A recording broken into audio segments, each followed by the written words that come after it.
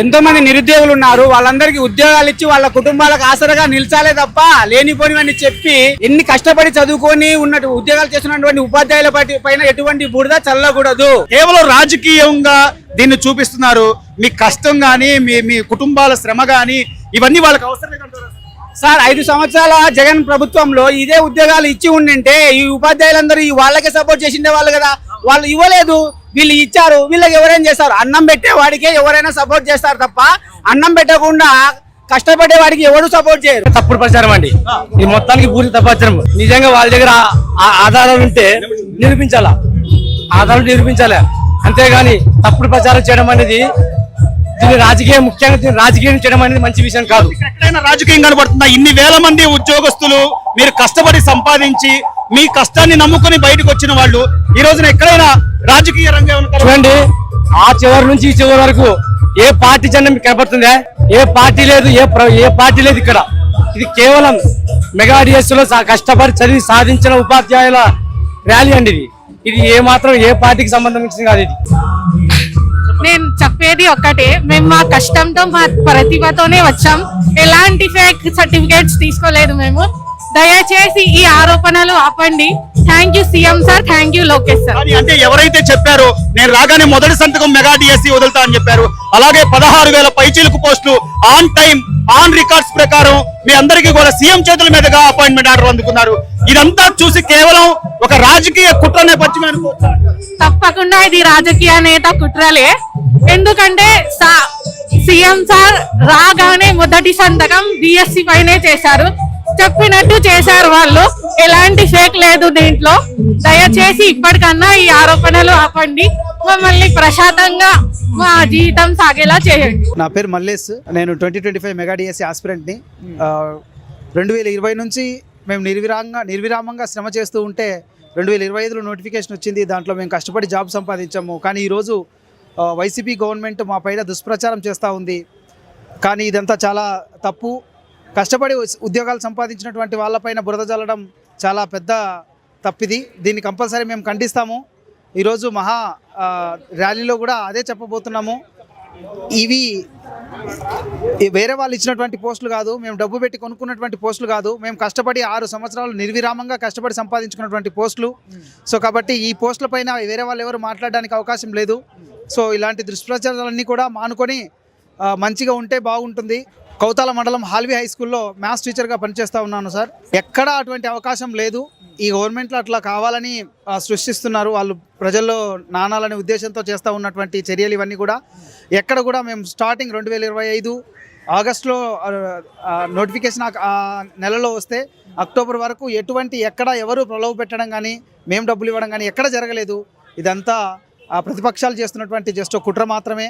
దీంట్లో ఎంతవరకు నిజం లేదని మేము ముక్తఘటంగా చెప్తా ఉన్నాం. కరోనా కంటే ముందు నుంచి 2019 జగన్ గవర్నమెంట్ స్టార్ట్ అయినప్పటి నుంచి మేము నోటిఫికేషన్ వస్తుందనే ఆశతో 5 సంవత్సరాలు నిర్విరామంగా కష్టపడ్డాము. కానీ ఎక్కడ నోటిఫికేషన్ రాలేదు. అయినా కూడా పట్టుదలకుండా మేము కష్టపడి చదువుకున్నాము. గవర్నమెంట్లో టీడీపీ గవర్నమెంట్లో మాకు నోటిఫికేషన్ వచ్చింది. అలాగే మేము ఉద్యోగాలు కూడా సంపాదించుకున్నాం. సో అలా కష్టపడి సంపాదించుకున్న ఉద్యోగాలపైన ఈరోజు బురద చల్లడం చాలా హేయమైన చర్య అని చెప్తా ఉన్నాం. వాళ్ళు ప్రజల్లో నానడానికి ఏదో చేస్తున్నటువంటి చర్య మాత్రమే తప్ప దీంట్లో ఎటువంటి నిజం లేదు. ప్రజల్లో ఉండాలి, వాళ్ళకి ఏ ఇష్యూ లేదు, దీన్ని పట్టుకొని ఎలాడబడతా ఉన్నారు. అంతేగాని ఇక్కడ ఏ విధమైనటువంటి నిజం లేదని చెప్తా ఉన్నాం. ఏంటంటే ఇక్కడ ఎటువంటి తప్పిదం జరగకుండా డిఎస్సి నిర్వహించారు అని ప్రజలకు తెలియజేయాలి. తప్పుడు ప్రచారాలు నమ్మొద్దు, నిజమేందో తెలుసుకోండి అని చెప్పేసి ప్రజల్లోకి వెళ్ళడానికి ఈ చర్య చేపట్టాం మేమంతా కూడాను. మెగా డిఎస్సి 2025 ఉద్యోగస్తులంతా కూడాను 100% సక్సెస్ అయ్యారు. ఇంతకుముందు లేనటువంటి ఎన్నో కొత్త సిస్టమ్స్ని తీసుకొచ్చి ఇంప్లిమెంట్ చేసి అన్నీ కూడా సక్రమంగా చేయడం వల్లనే 150 రోజుల్లోనే డిఎస్సి కంప్లీట్ చేసి మాకు ఉద్యోగాలు ఇచ్చారు. చాలా గొప్పగా చేశారు నారా లోకేష్ గారు. Thank you sir, thank you so much. Petition వేస్తేనే ఎంక్వైరీ చేస్తామని సుప్రీంకోర్టు వేసిన మొట్టికాయ చాలా పెద్దది. అది చాలా వాళ్ళకి సమాధానం. కానీ ఇంతమంది రోడ్డు మీదకి వచ్చారు. ఈ రోజున మీ ఆత్మగౌరవానికి సంబంధించిన అంశం, మీ కష్టానికి సంబంధించిన ప్రతిఫలం, దాన్ని కూడా ఇలా రాజకీయం చేసి అదేమంటే జంజీ ఉద్యమంతో దీన్ని ముడిపెట్టడం ఎంతవరకు సార్? సత్యమేవ జయతే, సత్యం కాబట్టి నిలుస్తుంది.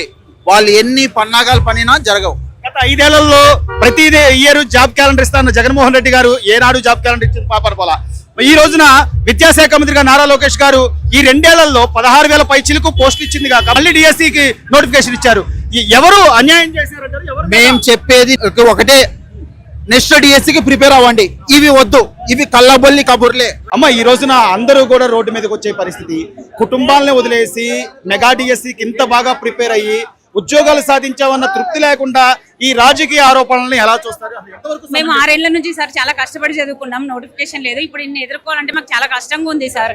ఎక్కడో దూర ప్రదేశంలో జాబులు చేసుకుంటున్నాం, ప్రతిసారి సమస్య అంటే చాలా ఇబ్బంది పడుతున్నాం సార్. మేము రాజకీయాలకు ఉపాధ్యాయులకు ఎటువంటి లింకప్ పెట్టొద్దని చెప్తాను. ఉపాధ్యాయులు అనేది ఓన్లీ విద్యార్థుల పరంగా, విద్యార్థుల మంచి భవిష్యత్ పరంగా ఆలోచిస్తారు కాబట్టి విద్యార్థుల పరంగా ఆలోచించి ఉపాధ్యాయులను ఉపాధ్యాయులుగా చూడాలని నా యొక్క మనవి చేస్తాను. కానీ దీన్ని కూడా రాజకీయం చేస్తూ ఆధారాలు లేవు, ఎక్కడ ఆరోపణలు తప్ప. ఈ రోజు జంజీ ఉద్యమం అని చెప్పి ఏదో రిలే నిరాహార దీక్షలు చేస్తున్న వాళ్ళు మీరు చూసి ఉండొచ్చు. ఎక్కడైనా ఆ వయసు వాళ్ళు కానీ లేకపోతే మీతో పాటు పార్టిసిపేట్ చేసిన వాళ్ళు ఎవరైనా ఒక్కరైనా కనబడుతున్నారు? అంటే కోర్టు కూడా క్లియర్ గా చెప్పేసింది అనమాట, అభ్యర్థులే ముందుకు రాలేదు మీకేమి అని. అందుకని మనం కూడా ఎవరికైతే కనుక అన్యాయం జరిగిందో వాళ్ళు ముందరకు వచ్చి నాకు జరిగింది అని చెప్తే ఇంకా బాగుంటుంది.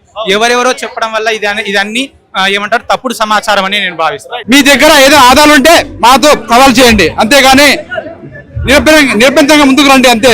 కానీ ఇక్కడ మీ సచివాలయ ఉద్యోగులు కూడా భర్తీ అయినారు దీంట్లో. సచివాలయ ఉద్యోగులు వాలంటీర్ వాళ్ళని అడగండి, ఎక్కడ పేపర్ లీక్ అయ్యి ఎక్కడ ఎటువంటి ఆధారాలు ఉన్నా మీరు రావండి ఇందుకు. కానీ అసత్య ప్రచారం చేయొద్దు దయచేసి. ఇది రాజకీయం సంబంధించిన టాపికే కాదండి, ఇది కేవలము ఒక ఉపాధ్యాయులకి వచ్చిన ఒక నోటిఫికేషన్ మాత్రమే. నోటిఫికేషన్ లాగానే చూడాలి, కానీ అది రాజకీయంగా తెలుగుదేశం వాళ్ళు ఇచ్చారనో లేకపోతే వైసీపీ వాళ్ళు ఇచ్చారనో అసలు ఏ రాజకీయ పార్టీలు కూడా ఆలోచించకూడదు. ఇది కేవలం ఉద్యోగులు కష్టపడి ఎంతో కష్టపడి 2.5 సంవత్సరాలు కష్టపడి కూర్చుంటే కానీ మాకు ఉద్యోగాలు రాలేదు. మీరు ఈ విధంగా రాజకీయం చేయడం చాలా బాధగా ఉంది. మీరు వీలంత తొందరగా హార్జెంటల్ రిజిస్ట్రేషన్ అర్థం చేసుకొని మా బాధను అర్థం చేసుకుంటారు మేము కోరుకుంటున్నాం.